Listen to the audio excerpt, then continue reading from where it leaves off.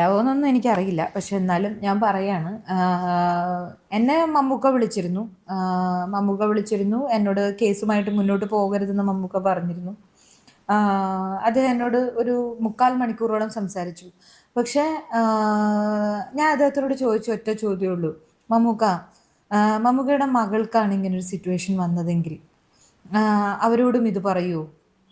പ്രതികരിക്കരുത്, കേസുമായിട്ട് മുന്നോട്ട് പോകരുത്, ഇത് ഭാവിയിൽ എന്നെ ബാധിക്കും, എനിക്കിനി സിനിമ ചെയ്യാൻ പറ്റില്ല, എന്നെ ഈ നിർമ്മാതാക്കൾ ഇനി തിയേറ്ററിൽ എൻ്റെ സിനിമ ഇറക്കാൻ സമ്മതിക്കില്ല, അതുകൊണ്ട് അതുകൊണ്ട് മിണ്ടാതിരിക്കണം എന്നൊരു സ്റ്റാൻഡായിരിക്കുമോ മമ്മൂക്ക എടുക്കുന്നത് എന്ന് ചോദിച്ചു. അപ്പോൾ അദ്ദേഹം പറഞ്ഞു, ഇനി സാൻഡ്രയുടെ ഇഷ്ടം പോലെ, ഇനി അതിനകത്ത് ഇനി ഞാനൊന്നും പറയുന്നില്ല, ഇഷ്ടം പോലെ ചെയ്തോളൂ എന്ന് പറഞ്ഞു.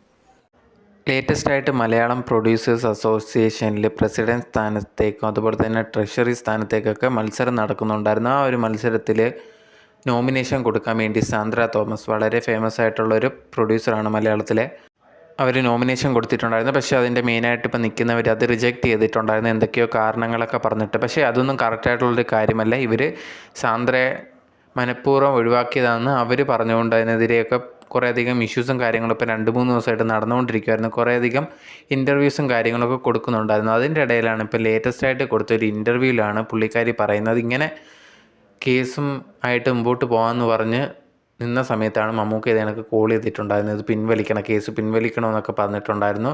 അങ്ങനെ ഒരു 10-45 മിനിറ്റോളം സംസാരിച്ചിട്ടുണ്ടായിരുന്നു. അതിന് ശേഷം ഉണ്ടെങ്കിൽ ഞാൻ മമ്മൂക്കയെടുത്ത് ചോദിച്ചിട്ടുണ്ടായിരുന്നു, മമ്മൂക്കയുടെ മോൾ ഇത് കണക്കൊരു സ്ഥാനത്ത് നിൽക്കുകയാണെങ്കിൽ മമ്മൂക്ക ഇത് കണക്ക് പറയുമോ എന്നുള്ള കാര്യം ചോദിച്ച സമയത്ത് മമ്മൂക്ക പറഞ്ഞൊരു കാര്യം, താനുണ്ടെങ്കിൽ തനിക്ക് ഇഷ്ടമുള്ള കണക്ക് ചെയ്യൂ എന്ന് പറഞ്ഞിട്ടുണ്ടായിരുന്നു. അതിനുശേഷം ഇവർ ഒരുമിച്ച് ചെയ്യാനിരുന്ന ഒരു പടം ഉണ്ടെങ്കിൽ അതിൽ നിന്നും ഡ്രോപ്പ് ആയിട്ടുണ്ട് എന്നുള്ളൊരു കാര്യം അറിയിച്ചിട്ടുണ്ടായിരുന്നു. ഇതാണ് ഇപ്പോൾ സോഷ്യൽ മീഡിയയിൽ ഭയങ്കരമായിട്ട് ചർച്ച ചെയ്തുകൊണ്ടിരിക്കുന്നത്. അതുപോലെ തന്നെ ലാലേട്ടൻ എന്തെങ്കിലും ഇതിനെക്കുറിച്ച് സംസാരിച്ചു എന്ന് ചോദിച്ച സമയത്ത് സാന്ദ്ര പറഞ്ഞൊരു കാര്യം, ലാലേട്ടൻ വിളിച്ചൊന്നും സംസാരിച്ചൊന്നും ചെയ്തിട്ടില്ല, പക്ഷേ ലാലേട്ടൻ്റെ കൂടെ നിൽക്കുന്നവരെല്ലാവരും തനിക്ക് സപ്പോർട്ടാണ് എന്നാണ് അറിയാൻ സാധിച്ചിട്ടുള്ളത്. അതിനർത്ഥം മോഹൻലാലും ഭയങ്കരമായിട്ടുള്ള സപ്പോർട്ടാണ് എന്നതാണ്.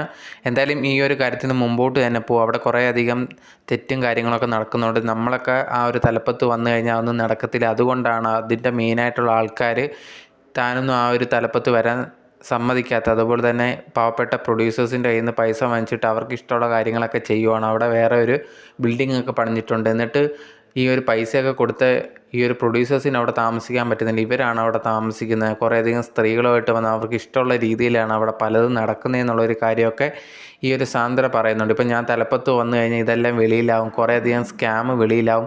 അത് വരാതിരിക്കാൻ വേണ്ടിയാണ് ഇവർ തന്നെ മെയിനിൽ നിൽക്കണം എന്നുള്ളത് കൊണ്ടാണ് ഇതിനൊക്കെ ശ്രമിക്കുന്നതെന്നുള്ളൊരു കാര്യം സാന്ദ്ര ആ ഒരു ഇൻ്റർവ്യൂവിൽ പറയുന്നുണ്ടായിരുന്നു. ആ ഒരു വീഡിയോയിൽ കുറേയധികം കാര്യങ്ങൾ പറയുന്നുണ്ട്. നിങ്ങൾക്കത് ഫുള്ളായിട്ട് പോയിരുന്ന് കാണാവുന്നതാണ്. സോ എന്തായാലും സാന്ദ്ര കേസുമായിട്ട് മുമ്പോട്ട് പോവുകയാണ്. ബാക്കിയുള്ള കാര്യങ്ങൾ ഇനി വരും ദിവസങ്ങളിൽ മാത്രമേ മനസ്സിലാവാൻ സാധിക്കത്തുള്ളൂ. പുള്ളിക്കാരി പറഞ്ഞ ഒരു കാര്യം, ആ ഒരു പ്രസിഡന്റ് സ്ഥാനത്തേക്കും ട്രഷറി സ്ഥാനത്തേക്കും തനിക്ക് നിൽക്കാനുള്ള എല്ലാ യോഗ്യതയും ഉണ്ടെന്നാണ് സാന്ദ്ര പറഞ്ഞേക്കുന്നത്.